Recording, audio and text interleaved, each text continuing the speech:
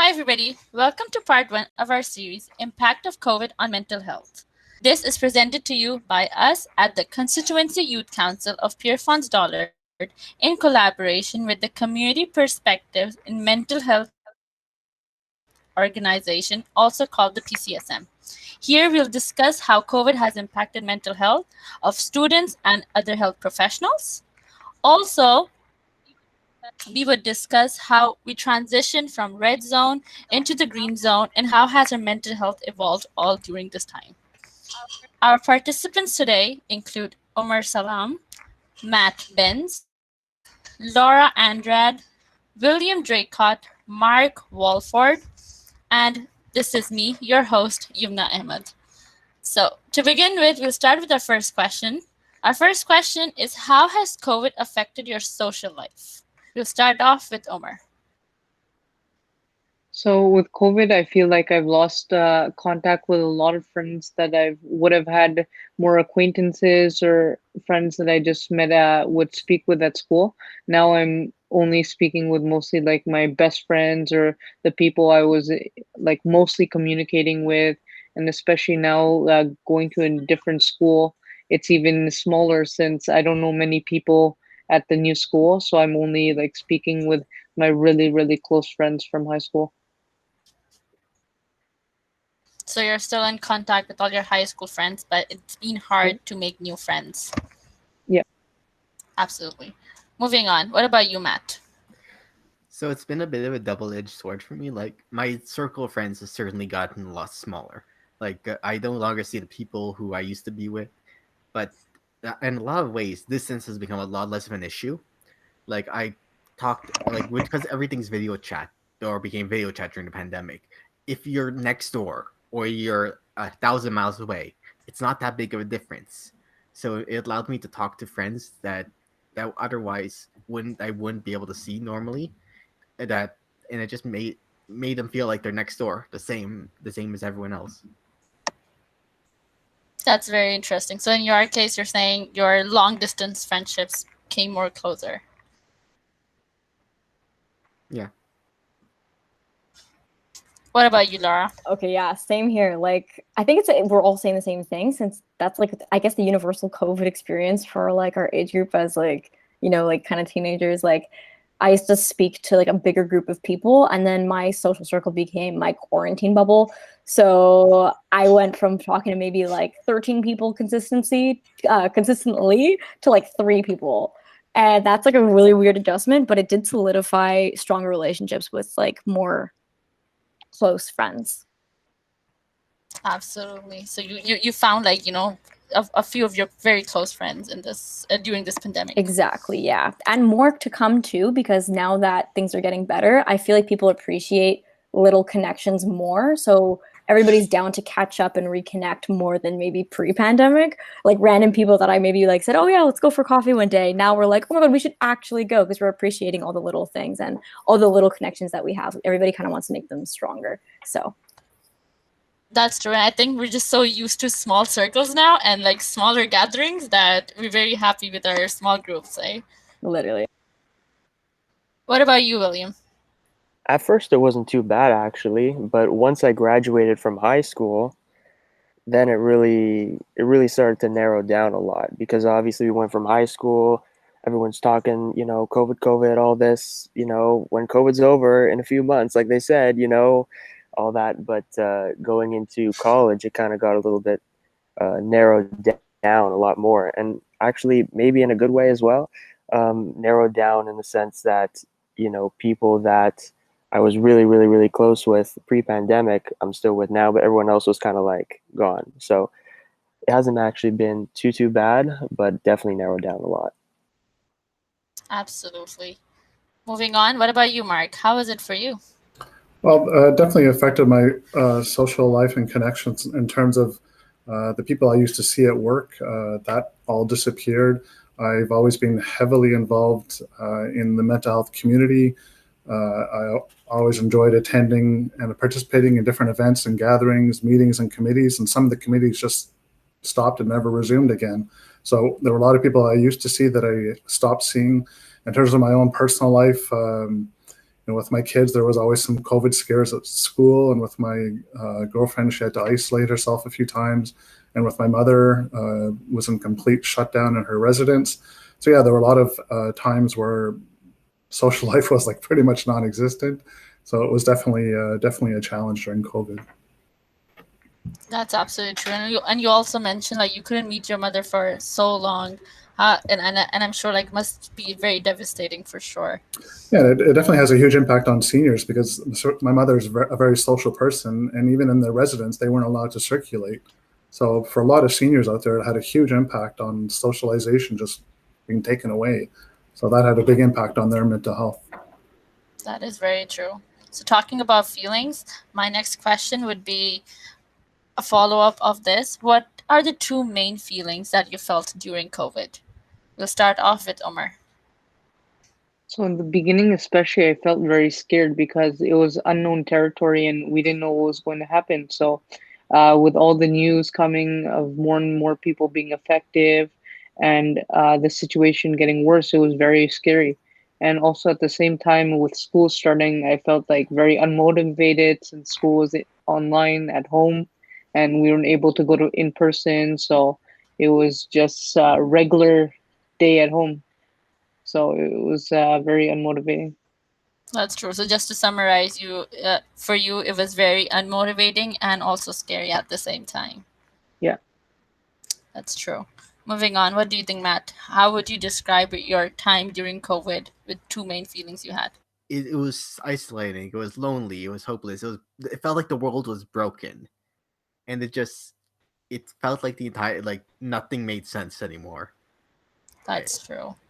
That's true. That's very true. What about you, Laura? If there are two main feelings that you felt during COVID, what would they be? Yeah, I think that the main feeling doesn't even have a word. Like I'm reading all these words and I resonate with all of them, but it just felt so bad. Like take all of these words and multiply them by 1,000. Like that's how I felt.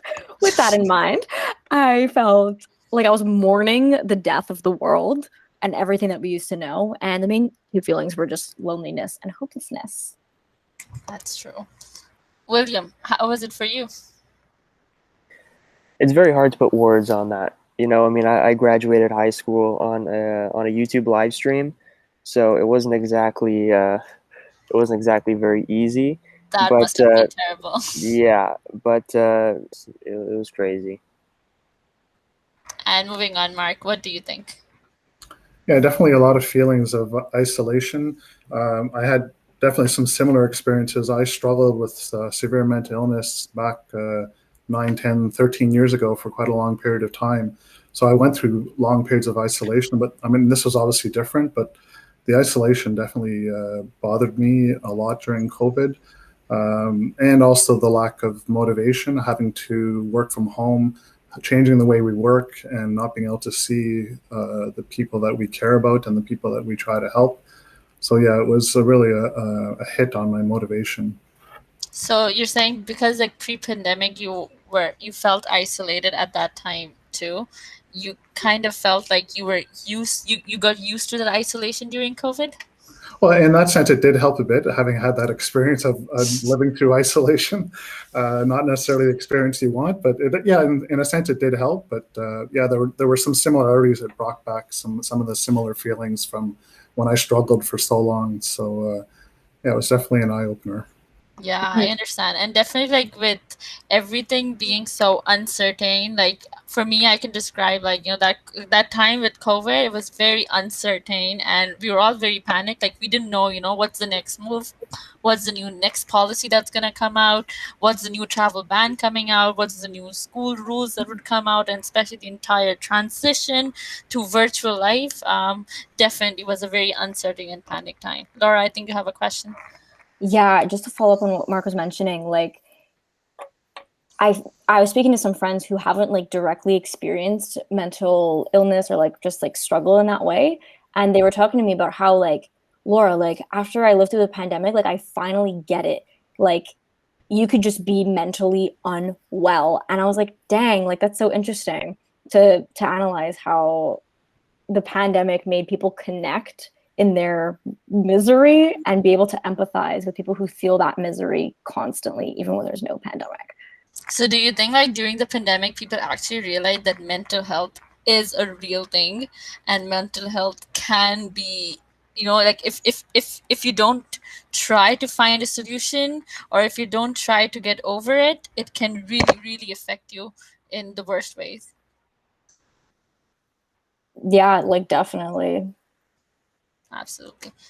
I think I think the pandemic really helped raise awareness on the issues of people, not just people that already have suffered with and dealt with mental illness, but also how important mental health is to absolutely everybody in our society, whether there's a pandemic or not. Mental health is so important. I think that really helped raise awareness on that issue. That's absolutely true. And especially like for students, I think, the entire transition for students and for teachers or for trainers, it was a weird transition to move to virtual life. So with that, moving on, my follow-up question would be, how did COVID impact your time at school? Starting off with Umar. It was a completely different experience because you're used to being in the classroom and having in person, like seeing the teacher asking questions right away during a lecture and constant interaction. But with online classes, it was very tough because some teachers preferred to record their lectures versus some people did Zoom, but it feels weird to like raise your hand on Zoom and interrupt the teacher virtually, and it was just unmotivating since usually like when I was at school I would prefer to like get everything done at school so then I wouldn't have any homework left for when I get home. But with online school I'm home all the time, so there wasn't really much any rush that okay I got to get this done. So it was just unmotivating, and I think procrastination was increased.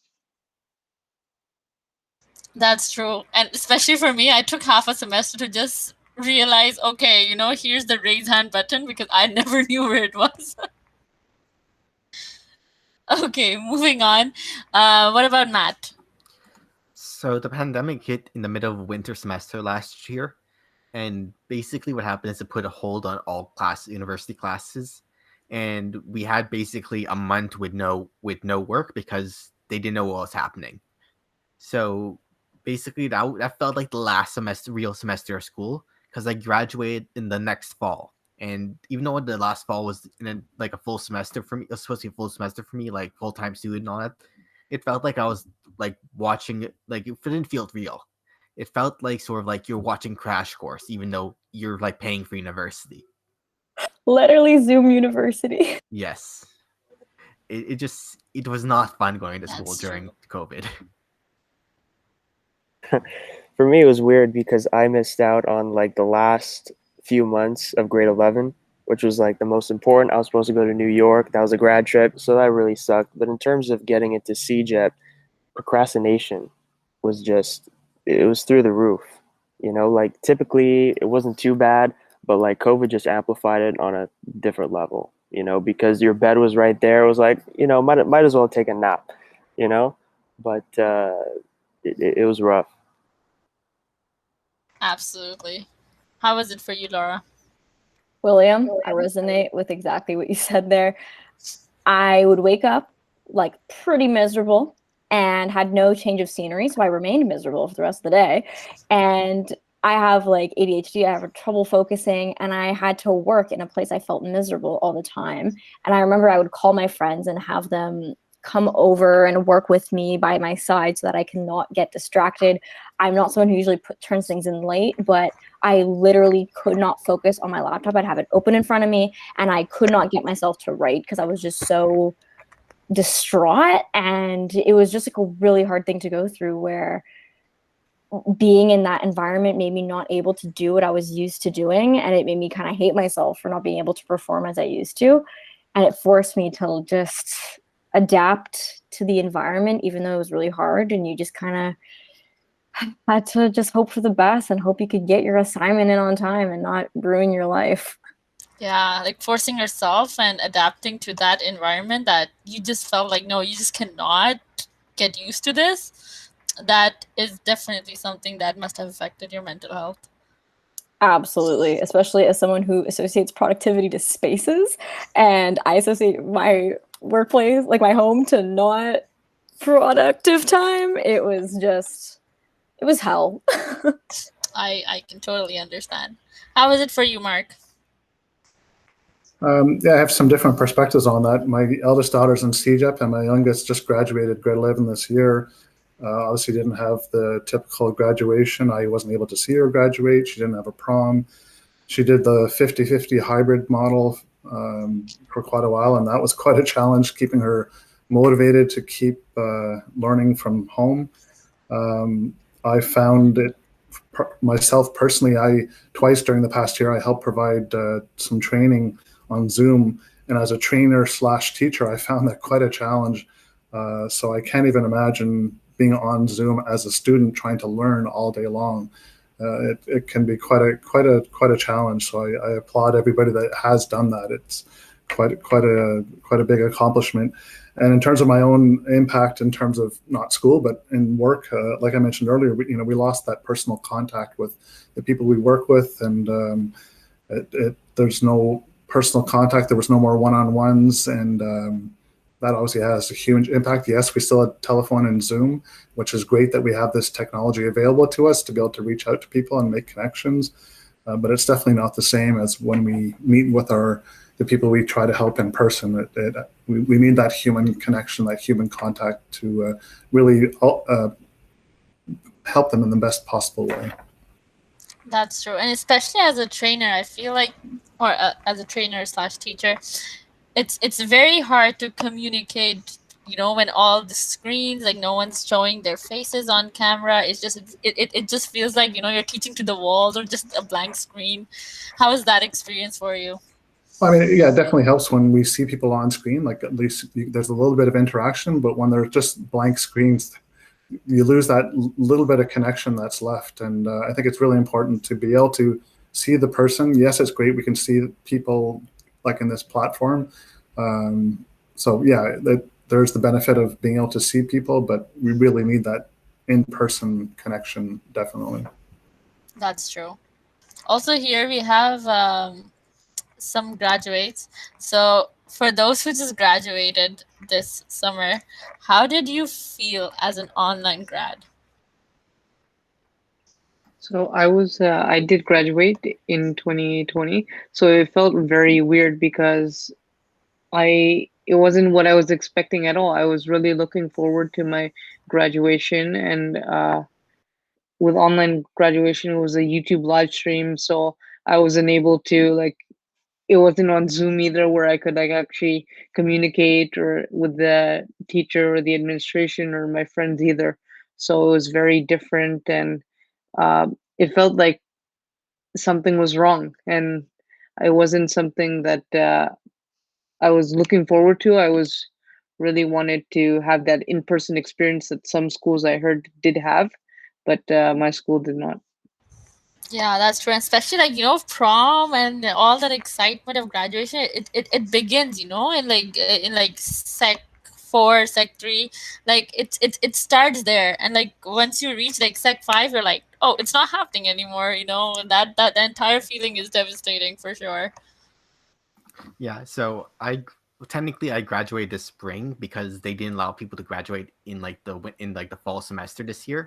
But basically, I finished all my classes last fall, so like 2020 fall, and then basically I applied to graduate school and stuff like that. But then I got a job, so it was weird. It almost felt like I didn't graduate because like there was no change, there was no like grad anything.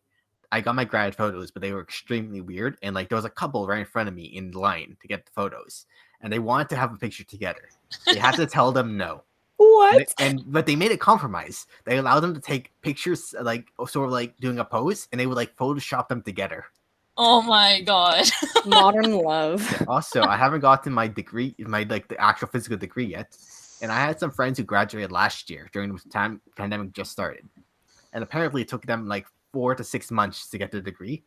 It's to the point where like one of my friends got into graduate school. They goes a 1-year program. They just got their degree, and they're joking that now I need to wait another 6 months to get my graduate degree.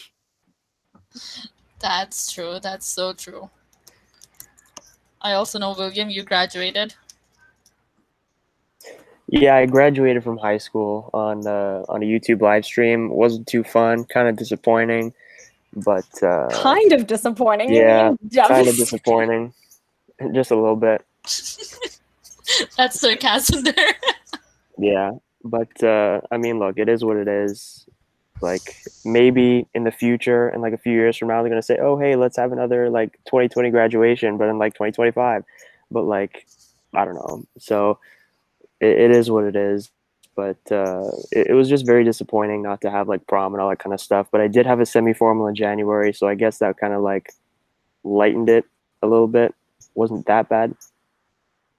That's true. I see a lot of gratitude there for, at least having what we had. That's very nice. I think that's one of those lessons you learned during COVID. We'll talk about that uh, very soon. But just now, like, obviously, we heard words like misery, procrastination. It was terrible. It felt like hell.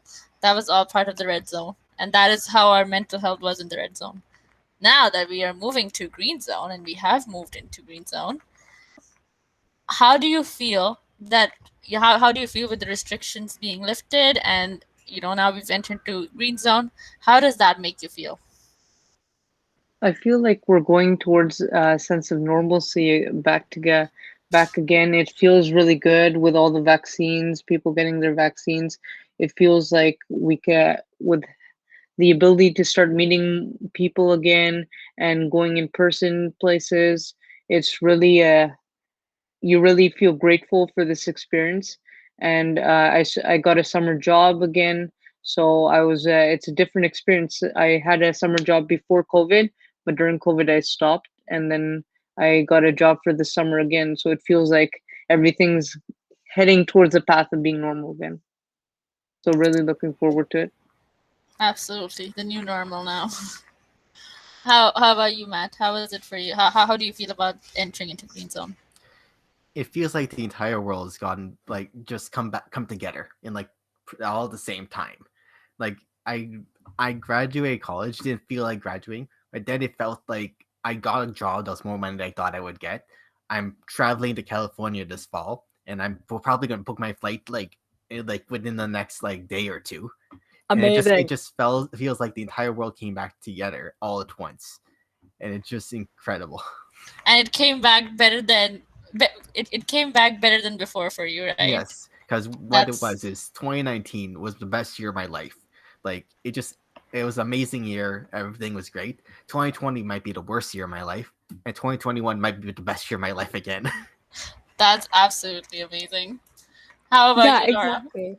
Yeah, and to add on to what Matthew was mentioning, like I know that after pandemics in history, after the despair, there's like a rebirth that happens. So it's kind of like what you mentioned, like everybody's just like really extravagant, really excited, and it's like we're having that boom and that like reinvention of ourselves, and like just an exciting time. So it's like pretty cool to see like I know after the I don't know, okay, I'm gonna butcher history here, but there was like after the plague, there was the Renaissance, and there was a whole bunch of like cool art and new ideas and like enlightening concepts to arise. So I'm just excited to see what arises out of our misery and out of our rebirth from COVID-19.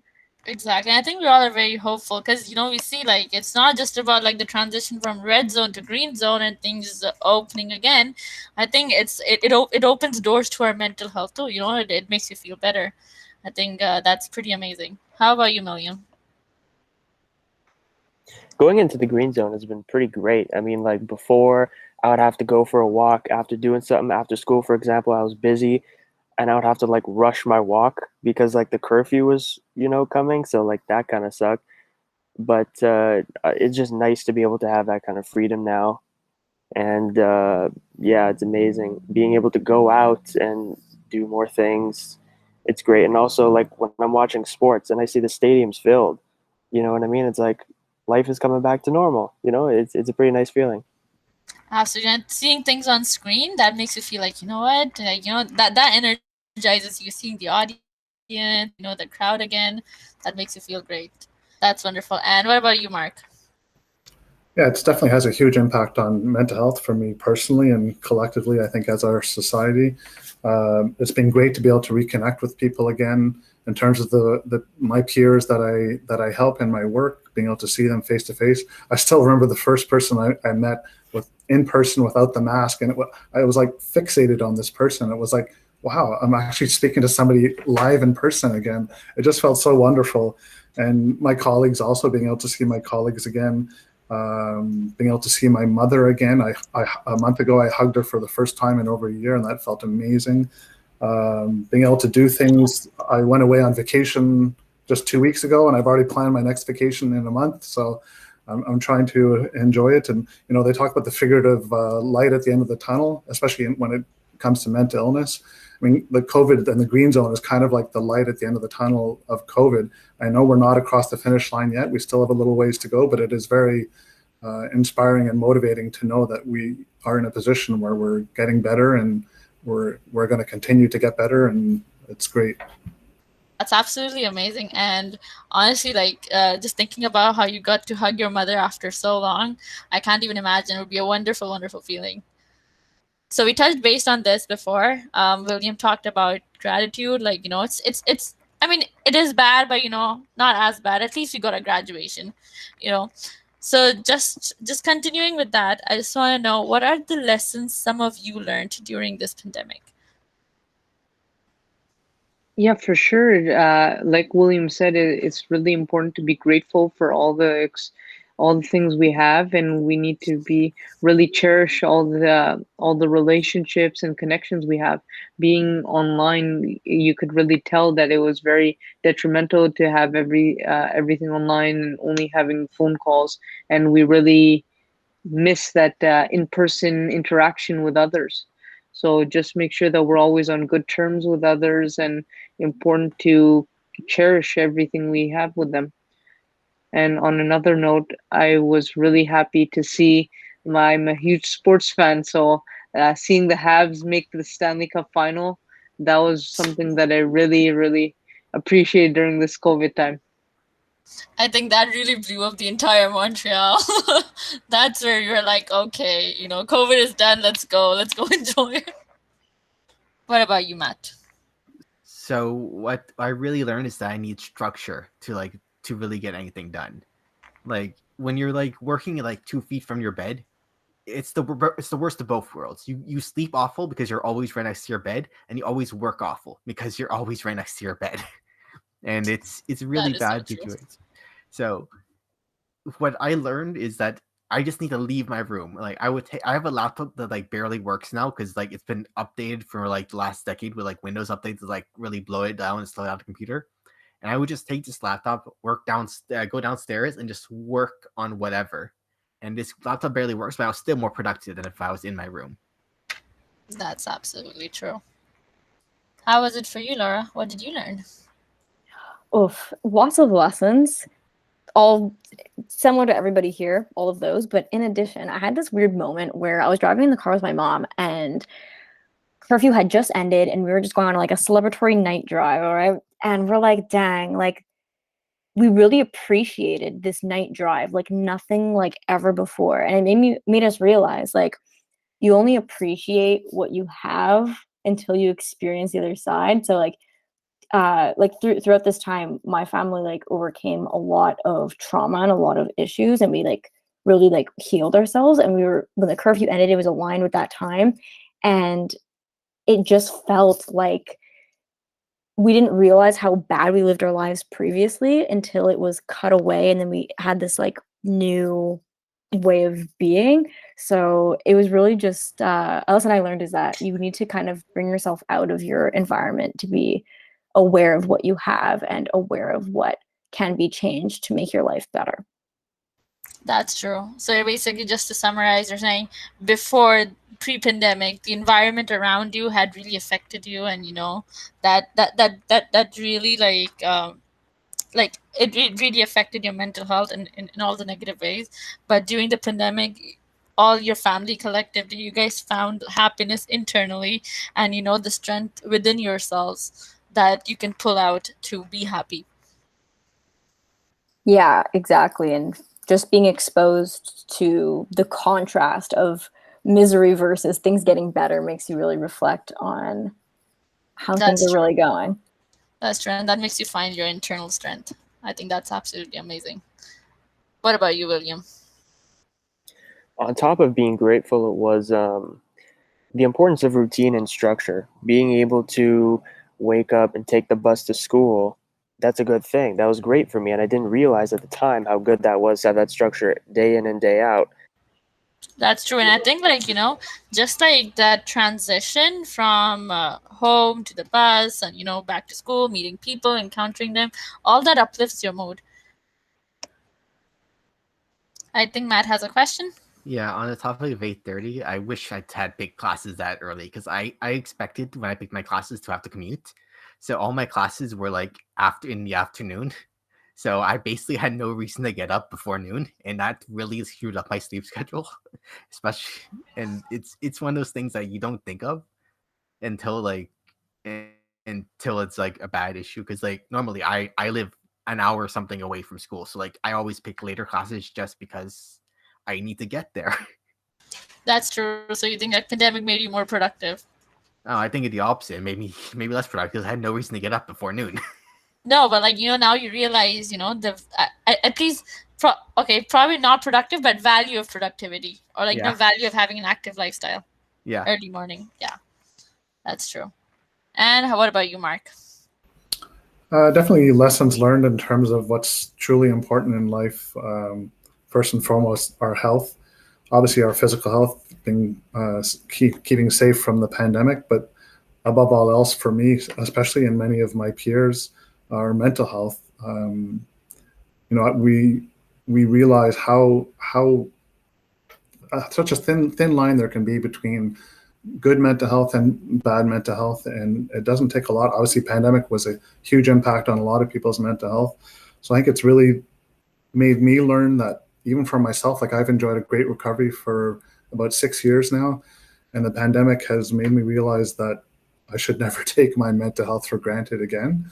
Yeah, so mental health is important. The connections we make with other people, that's very important for our mental health. Being together with other people, whether it be virtually or in person now, individually, collectively, as students, as society, we're all in this together, as they often say.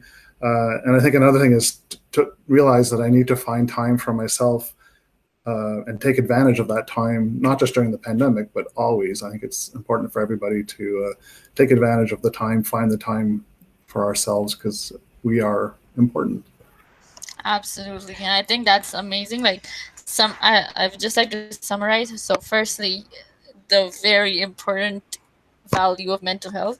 I think that is something very vital that we all learned during this pandemic. Like, we know mental health is there, and, you know, we just don't take it serious. But the pandemic made us all realize, no, mental health is extremely important. And secondly, what you said is like self-care. Like, sometimes, you know, we care about others, but, you know, we don't take self-care as seriously.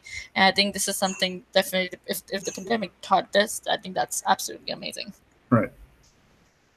So just like, you know, so throughout this podcast, we've heard words like misery, grief, you know, and like all that uncertain time. During that time, you know, if you could just go back and, you know, think about that time, what was it that was giving you hope? So what gave or gives you hope during the time, during that isolated time?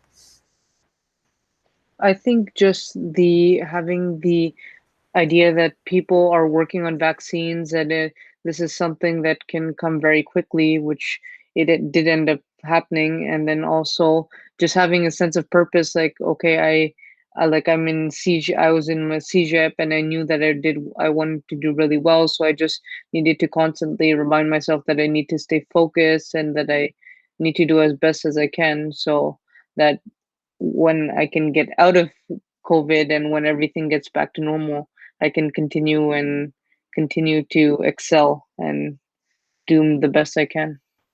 Absolutely. What about you, Matt? So like Omar said, a sense of purpose is really important. But also, just before the pandemic, I had read this book. Let's see if they can. No, hold on. I'll take off the thing so you can see it. So change background, remove this book, The Plague by Albert Camus. And Oh my. this book was basically like, it was accidentally like the best book you can read before the pandemic, because it's about like hope and like what, like the philosophical question of like how to live during a pandemic. So like, and so basically the point of the book is just like, know what really matters.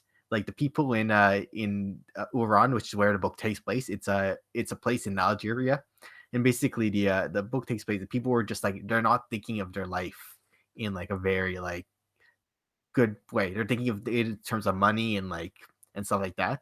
So it just like learn what matters and just sort of, and it like learn what's important. That's sort of like the message of the book, and it was really helpful for that.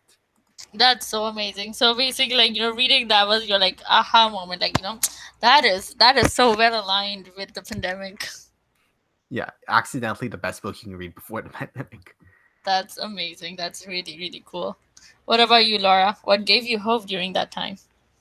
Yeah, so this is a personal thing. Not sure if it's a good thing to recommend to anyone, but hey, I learned to just process loss. So at first I was trying to like exist in the pandemic thinking that things were going to go back to normal, and I was like, oh yeah, like it'll be fine one day. But then that made me really sad because I was telling myself that things weren't okay right now, but it would be okay in the future. And when I realized that how uncertain everything was and how long this could go on for, I was like, okay, I need to learn how to be okay with the situation right now and not just tell myself I'll be okay in the future when things are back to normal. So with that in mind, I kind of like mourned the loss of the life that I already knew. I accepted the loss of the life I already knew. And in this new terrible time, I just learned to hit the gas and move forward and never look back. Now that things are opening up, of course, I can look back a little bit more than I expected. But I just kind of mourned that it would never go back to normal. And this was it now. And just suck it up, Buttercup. And that's how I personally dealt with it. Maybe not recommended, but that's how it's worked for me. So that's very interesting. So what?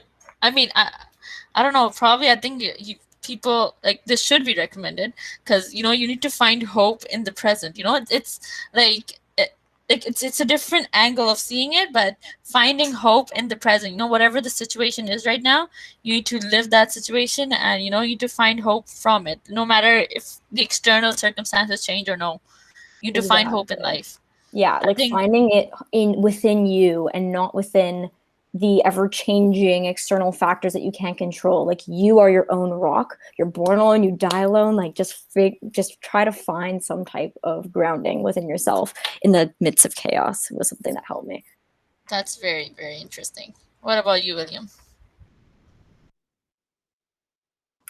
I don't have such a philosophical answer as Laura, but what gave me hope was just knowing that eventually it'll be over, and that because the vaccines came out pretty early, that eventually things would get back to normal. They did, luckily. Well, I'm saying that as if it's back to normal now, not quite, variants and stuff, but things will get back to normal pre-pandemic levels, and that's really the kind of thinking that got me through it. That's nice. And lastly, Mark, what gave you hope during this time? Just realizing that none of us are alone in this. It might have felt for a long time that we were alone, but I know it sounds corny. We've probably heard this a lot, but we're all in this together. We've all pulled through this together, and we can and we will get through it together. So that sense of togetherness, knowing that we can fight this battle and this obstacle and move forward from it together. And the other thing that gives me hope, I don't know if I probably can't see it on my shirt. Maybe I'll take it off. But I always wear this button. I know it's part of my work, but it says, Je sème l'espoir. Like, I know that's my work. It literally means I seed hope. And providing hope to others, using the experience that I went through when I struggled with my mental illness years ago, providing hope to others gives me a good sense of hope, knowing that, I've got through this. Anybody can get through this. We can all get through this. So this is kind of like I kind of feel sometimes it's like my badge. It's like my superpower the pandemic was kind of like my kryptonite, and providing hope is my superpower. But I'm really grateful to be able to have that opportunity to provide hope, and I think it makes a big difference to everybody to have that hope that things will and can get better. That is so true. So the sense of togetherness, and also like using your previous experience and being able to navigate other people's life and helping them, getting helping their mental health. I think that is absolutely amazing. If that gave you hope during this pandemic, Yep. that's wonderful. To add on to Yeah. that, having graduated on YouTube live stream, right? It's Mhm. very easy to think that, oh my God, this sucks. You feel like you're the only person in the world. Why me? That kind of stuff. But then you realize that there's so many more millions of people around the world that are facing the same thing. So that kind of togetherness really made me think that, you know what, it isn't actually that bad because we are all in this together. So yeah. That's true. And just realizing, at least the fact that you're safe, you're healthy. Okay, yes, we have graduation at home, but in the entire world, there's so many people who lost their lives. So much happened. But at least the fact that you're safe and you're just having a graduation online, that also gives a sense of hope. And to add on to what William was saying, like, we all found so much comfort in that we were all going through this together, right? And that made me realize, like, that's kind of like a metaphor for how when you're going through something alone, you can actually find reparation in realizing you're not the only one going through that. So even post-pandemic, like, if you're ever going through something alone, you can realize that other people are going through that too, probably in a very similar situation. They're out there, everybody's out there, and if you connect with the people who have experienced the same thing as you, that's just so therapeutic in itself, to just realize that the universe didn't pick you to have this one particular issue. There's so much to share in that struggle with other people who are going through a similar thing. That is so true. And especially with the pandemic, we all could resonate with that feeling. So I think that was pretty amazing. So I think we all established, like, okay, the pandemic happened, but it wasn't too bad, especially like if you take it back to, like, 2 decades. If pandemic happened then, it would have been worse. Like, at least we were in connection. Technology helped us, phone connections, just the sense of togetherness. I think that was amazing. So just to lighten the mood a little bit, I just want to know, what's the best thing that happened during COVID? I know a lot of us became chefs. We all learned to cook during the pandemic. A lot of cool things happened. What's the best thing that happened to you during the pandemic? I think I really learned a lot of lessons that are really important, and I feel like that was really helpful, and that's something that should happen. And then also, as I mentioned earlier, I'm a huge sports fan, so this was a very unique year for the Montreal Canadiens, and it was just an incredible to experience that as a Habs fan this year. That's so true. I think probably like the Stanley Cup, like that was one of the best things that happened to Montreal in general. But yeah, so the best thing for me that came out of the pandemic would be that it gave me time to be away from everything that I knew and to just really be alone with my own self, my own values, and my own thoughts to define who I am and what I want to do in life.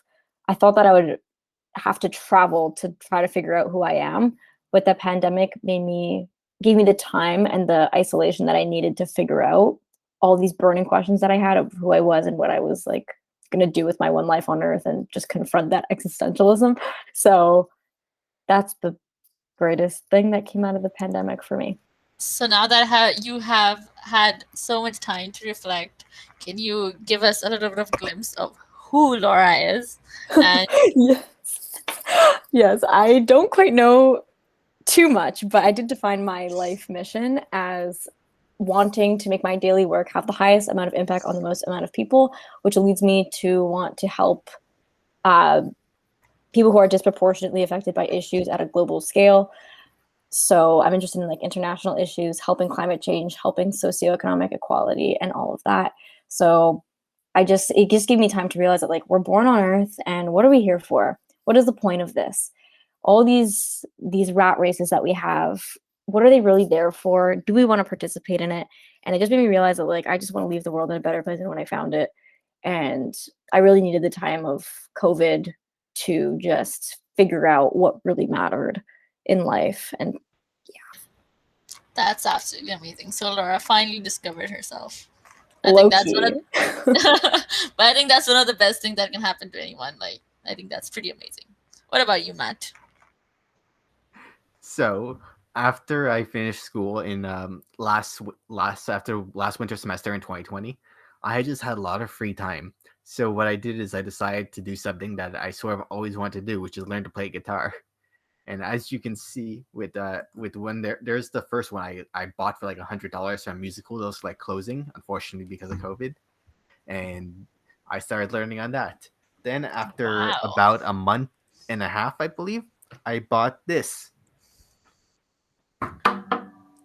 Okay, that's another guitar. Yes.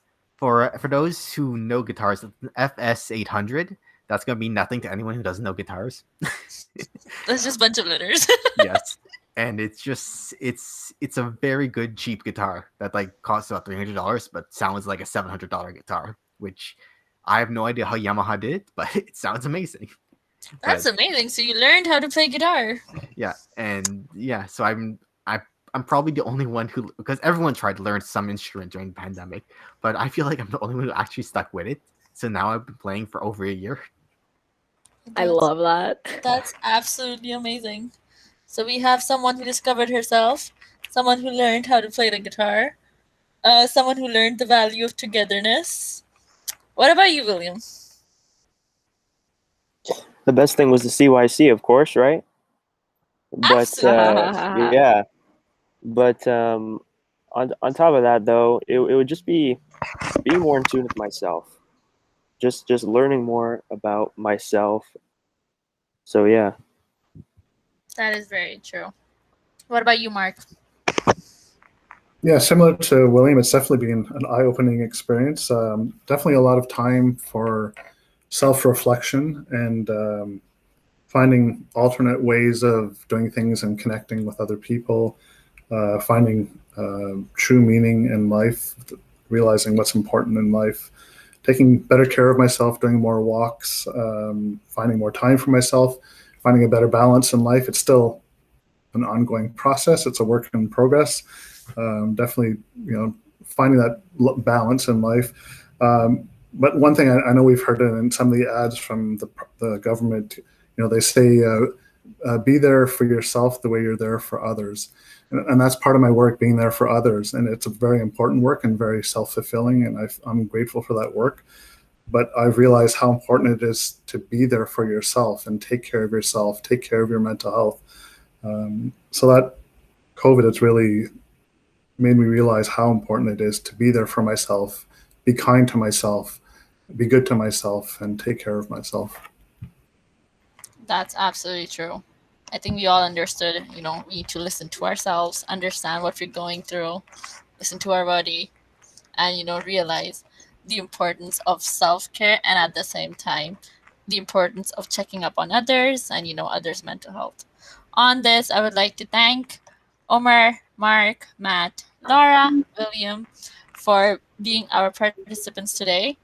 We saw how we transitioned from the red zone to the green zone, but this transition also helped evolving our mental health from being really depressed and uncertain during the pandemic to being very hopeful and looking towards positivity for the future. I hope the same happened with you all. On that, we would like to close our first session. Thank you very much for participating and hope you guys enjoy it.